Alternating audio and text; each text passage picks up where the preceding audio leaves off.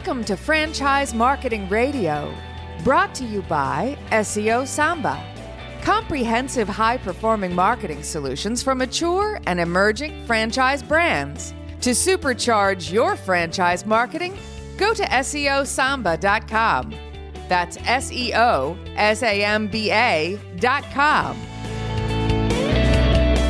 Lee Cantor here, another episode of Franchise Marketing Radio, and this is going to be a good one. Today on the show, we have John Palumbo, and he is with A&W Restaurants. Welcome, John. Hey, Lee. Thank you so much. Well, for the two people out there who aren't familiar, tell us a little bit about A&W Restaurants. This is a brand that's been around for probably, over 100 years, or it's close to 100 years? Yeah, thank you. And so, you've heard the saying, as old as sliced bread. Well, we may be older, actually. We're over 100 years old, 102 years old now, and have reinvented ourselves, like most folks do, over the course of a decade, let alone, 10 decades. And so we're excited about where we are today. And we are over 100 years old. So can you tell us about the history of the brand? It's like, how did it originate and how did it get to the point where it is today? Yeah, sure. So we started in 1919, and it's hard to get those words out, 1919. And started out as a hamburger and root beer stand. And after a few years or so, we wound up going into the franchising business.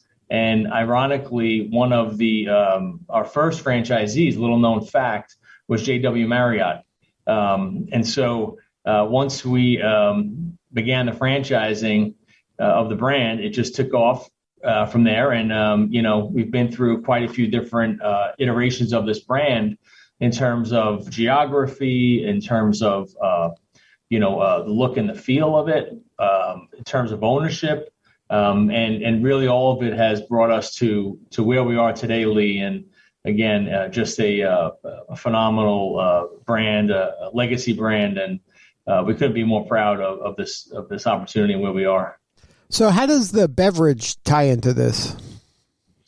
Yeah, so A&W root beer is made fresh in our stores every day. And so if you come into an A&W, one of our restaurants, you will get a craft beverage in a frosty mug poured out of a tap. That's consistent today as it was many years ago. When you see our A&W in the can, so to speak, on the shelves, it's just a different product, obviously, because it's not made fresh in store and served to you as a customer in a frosty mug. So that is, a real big differentiator, frankly, not just between the A&W canned beverage, but just really the beverage in general that you'll get in a restaurant. It's phenomenal, and it's what folks most recognize about us. It's iconic, as is the frosty mug, and it's what probably the single most, well, not probably, it is the single most recognizable attribute of our brand that folks talk about. And so that's been around since the very beginning? It has, yep. So which came first, the root beer or the restaurant? That's a good question. The chicken or the egg? Yeah, so kind of parallel paths, Lee, really. I guess you could suggest the root beer. However, again, they sort of came down the same track together, neck and neck, so to speak. But certainly the delivery of the beverage and the menu innovation over 100 years has certainly changed. I mean, it's changed over the last 5 years, but what's remained consistent is our beverage, is our A&W root beer made in store.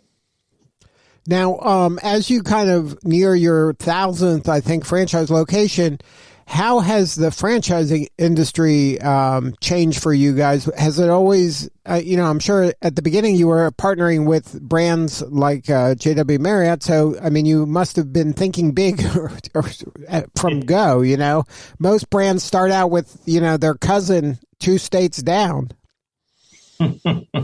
Yeah. Well, I wish, I wish I could tell you that we had the roadmap in 1919 to where we would be today, and we knew it then, but we didn't. And I think our first franchisee, as I mentioned, Mr. Marriott, was it was just by happenstance, and so we kind of crawled into franchising like a lot of brands do. You start with a great concept and an idea, and next thing you know, someone really enjoys what you're doing, and then they want to do it as well and be their own boss. And next thing you know, you have 2-3 restaurants, and then you're franchising. And so, truly, that path is not so unique for us as many others, But yeah, we definitely have had a few different roads we've traveled as a brand and as a company. And so, where we are today, as we are owned and operated lead by our franchise partners, and that's been for the past 10 years. So it's a very unique ownership structure. Not always the case, as you probably know. We've started, as an independent and went through a couple of different structures. And most recently, before we became an independent brand, we were owned by Yum Brands, which is where you'll see some of our A&W still co-branded with some of the Yum entities. And then 10 years ago, just over 10 years, our franchise community got together and with our largest international partner and bought the brand back. And so when we say we have franchise partners, we really do have franchise partners that have a voice in everything we do. And that's a unique structure. And again, a very different path than we were on, over 100 years ago. So now when you are, that is a unique way to kind of do business. Can you talk about how practically that works when all of the franchisees are the franchise owners as what franchisors? How does that, how do you do your job? Like, who's your boss? Yeah, sure. Excuse me. Yeah, sure. So we have a board, right?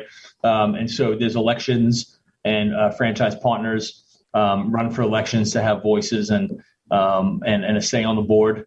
And so A&W, our Restaurant Support Center, our executive team, has a seat on the board as well. And it becomes a collaborative effort with voting privileges, and really works unbelievably well, because our focus every single daily is how do we increase our same store sales in a profitable manner, and how do we grow our footprint and add in a responsible growth manner new A&W restaurants that are profitable. And that's our only focus. And our franchisees, again, have a voice in some of that. And so it's been a wonderful ride for us. We couldn't be happier with the structure. In fact, our same store sales are up over 67% over the last 10 years. So that's pre-COVID and post-COVID, right? So yeah, we've been on this. That's amazing. Is that so? Like, if I'm a new franchisee, I am also the franchisor. I'm part of that collaborative group as well. Yeah, and so right, so you have a co-op as a cooperative, and you have folks again get a vote in different initiatives with the brand. It's not a simple process in terms of hiring and necessarily hiring and firing on the executive level, right? But yeah, absolutely. If we're going to switch out a bun, or we want to change our fry manufacturer, we have our National A&W Franchise Association, our NAFA board, that will have a say and a voice in all of that. Absolutely. Yeah, we don't typically just make unilateral changes. And I'll tell you, in terms of the, we have differences, and there should be some good, healthy debate amongst in any work environment. But we're really singing from the same songbook, so to speak, because our interests are all aligned. It's not about how much top line sales, how fast can we grow top line sales so we can generate that royalty revenue for us as a franchisor. It's how fast can we raise our top line profitable sales.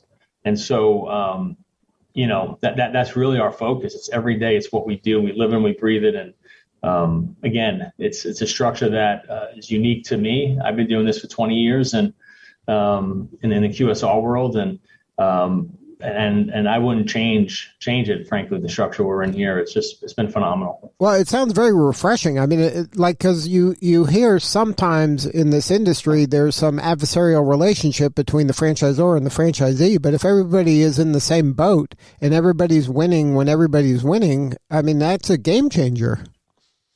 It is a game changer, and there's some nuances, of course, to the structure, but yeah, 100%. I mean, it doesn't benefit any of us to just increase top line sales without having our franchisees be profitable, and that's intuitively you say, well, sure, of course, John, but it's not always the case, and we don't, our distribution channel isn't a revenue stream. We don't have rebates that come to us. It's a very different, refreshingly is a good word, environment to be a part of. And quite frankly, where the brand is growing at a rate now that we haven't seen. And it's not by accident. But again, we're going, attracting the right types of franchise candidates. Our existing franchise owners who have been, in some cases, quite literally 4 generations, are growing still. And there's no bigger endorsement for the brand when you have a 3rd or 4th generation franchisee looking to do something new and develop a new restaurant. So now, do you think that other QSRs are going to follow this path? I don't know. I think it's, I think it's possible. Sure. I don't have the pulse of necessarily of some other folks in the industry that we network with to say, but I mean, I would imagine it's an option. What's it like? What's it like when you're talking to a franchisee and you explain this configuration? I mean, if they've been in the business for any length of time, this is is news to them, right? About how this is operated. Yeah, it's a different kind of deal, right? So it's and to be clear, it's the ownership in the as a franchisee with our company. When we say franchise partners, again, it's there are some nuances to the agreement which we won't necessarily dive into in great detail in an effort not to bore everybody, Lee. But yeah, there is. It's a different deal when they see common stock. I don't understand. So I got to sign up for common stock, well, yeah, because you have an ownership stake, and you have a say and you have a voice. You'll have an elected official who will vote for your region. We have, regional. If you think about it as our Congress, U.S. Congress, you have a House of Representatives that represents a district. It's no different, and there's voting privileges and. You vote that person in and they vote on behalf of this group of stores for different things. And yeah, it's a real collaborative effort, and it's has not gotten in the way, like even one iota of growth or decision making. It's an amazing story, and it's fascinating to me that you're able to pull this off. Congratulations. So now you mentioned that things are going pretty well right now. Like, can you talk about any, I guess we're now into the second quarter and coming out of a pandemic, what's kind of your growth path looking like, as we move forward in this year? Yeah, sure. So we, again, our same store sales continue to climb, and they have again 21 over 20, and then as I mentioned earlier, 67% over the last 10 years. But as we come out of Q1, as it relates to new franchise growth, we have 7 new awards that were issued in Q1 or franchise agreements, and we do call them awards purposely because we feel like that's. We don't just look to sell something to someone. We want to award a franchise to someone, and so we have our Q1. We did 7 new awards, and we have a very humble and very conservative growth goals when it comes to new development, and so we're actually ahead of our quarterly year-to-date growth, and we anticipate 20 to 25 new commitments this year, and we'll open up over 10 new restaurants across the country. And for us, that's a real good pace. It's hopefully 10 profitable restaurants that are in the right parts of the country where people want us. And so our pipeline of new openings that are on the horizon and our pipeline for new candidates that want to come into the brand are both very strong. And so we couldn't be more excited for where we are right now. And the nice thing is there's a lot of green grass. So, as folks learn more about A&W, and it's crazy to say, right, at 100 years old, but there are some folks that are just coming around at second, third generation to A&W, and we're excited to reintroduce them and their families to our brand again. And so that's been, has been wonderful. Our product innovation. So our chicken tenders are fresh. They're not frozen. They're hand breaded to order. They're the best in the industry. And I don't say that because I'm working here talking to you, but I will tell you they are the best in the industry. They literally are fresh, hand breaded, and served to you hot out of the fryer. It's a real difference. We're a quality proposition. We're not a value proposition for the consumer. And that's really resonated. Now, has the pandemic changed like the footprint of the store with the delivery, with carryout, with drive-through? Like, or is anything changed from that standpoint? Yeah, it's interesting, right? So we've certainly engaged all third-party delivery platforms, and we have, as you look back at some of the data, kind of post-pandemic, I say that carefully, post-pandemic, but we didn't have a huge percentage of our sales that were delivery. That said, once we reopened our dining rooms, our business came back into the dining rooms almost to, and in some cases more, to a higher level where it was pre-pandemic. And a big driver of that, again, Lee, is the Frosty mug. Every patron, every customer, we call them fans of the brand, come up and they place an order and they get a Frosty mug where they get to pour their A&W out of a tap that was made that morning. And that's hard to duplicate out of a drive-through window. So to answer your question, our footprint has stayed the same. Actually, we're 2,176 square feet. That's our building. We're on about 3/4 of an acre of property. We do have a non-traditional platform, so we can go smaller. We can go into some malls. We're have our first A&W going into a Walmart location in Rock Hill, South Carolina. But for the most part, what our brand is a freestanding drive-through destination for folks to come on in and try not only our root beer float, but our full sweets and treats line. And again, that's just hard to do outside of a window. So we don't, expect to shrink down our footprint really anytime soon. So has the ideal kind of franchisee changed?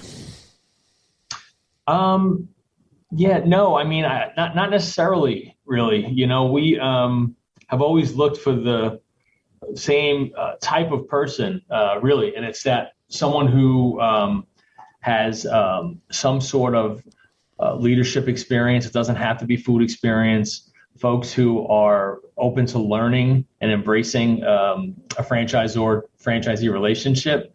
Someone looking to be in business, for themselves, not by themselves. All of that remains the same.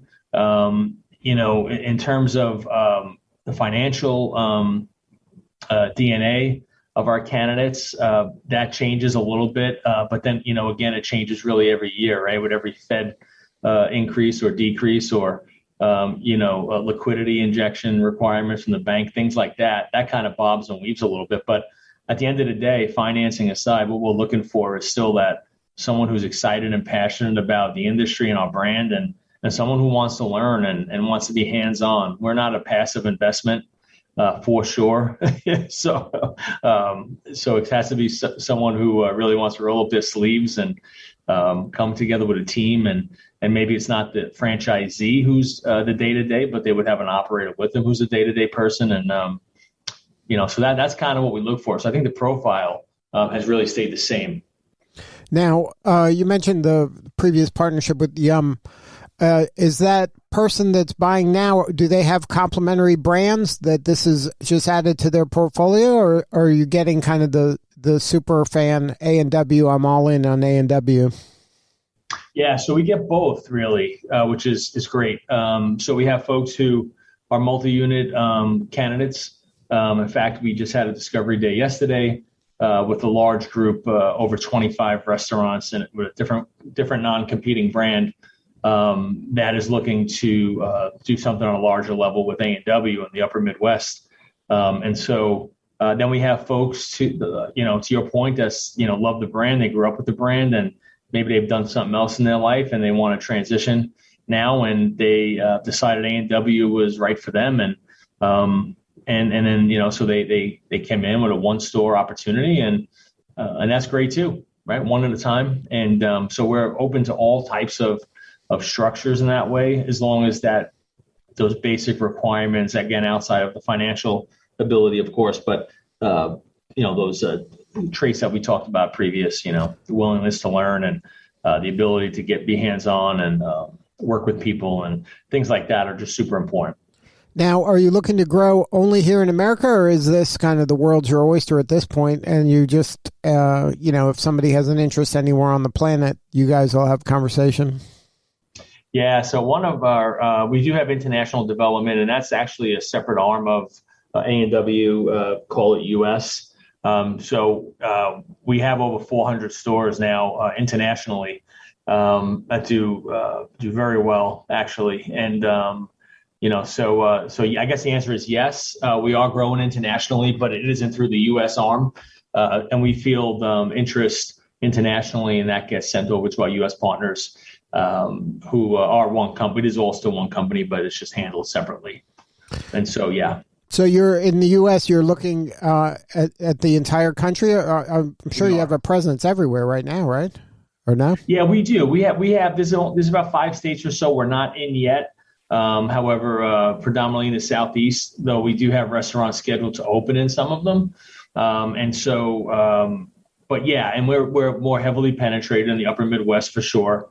But yes, we do have a presence in some way, shape, or form throughout the U.S., but we have opportunities to grow our freestanding drive-through restaurant, our base platform in every state across the country. And what's nice about that too is we when we separated from Yum Brands, and again now it's just over 10 years, we maintained the distribution contact, and so we're still part of the RSCS, which is the Restaurant Support Center, and it's just been a phenomenal relationship. It's the largest purchasing co-op in the food world, QSR world, and so what that means to us, Lee, is when we buy our ground beef or chicken, we're buying it with the buying power of the entire Yum system. And so that's a little known fact, but when you talk about food costs and you really get in the weeds of it all, that's invaluable to our franchisees' profitability. And so it's something we're proud, happy to still be a part of and maintain that relationship. And, it's, again, you couldn't enjoy the buying power of a brand our size without the RSCS. Yeah, it's a little thing that's a big thing. It's a little thing that's a really big thing. And also consistency through the distribution challenges and supply chain, having some folks that are, kind of ahead of the curve a little bit on some stuff is helpful. Not that we haven't had distribution challenges, everyone has, but we were far less impacted, quite frankly, than some other folks, unfortunately. And I do mean that unfortunately, even though they're competitors. But so there's a huge advantage getting product in the door and getting it at the right price for us and for our franchisees has been invaluable with the RSCS. Well, congratulations on all the success. If somebody wants to learn more, have a more substantive conversation with you or somebody on your team, what's the website? Yep. So it's awfranchising.com. We'd love to chat with some folks, or certainly they can email me at jpalumbo@awrestaurants.com. Well, John, thank you so much for sharing your story today. You're doing important work, and we appreciate you. Thank you, Lee. Thank you so much. All right, this is Lee Cantor. We'll see you all next time on Franchise Marketing Radio.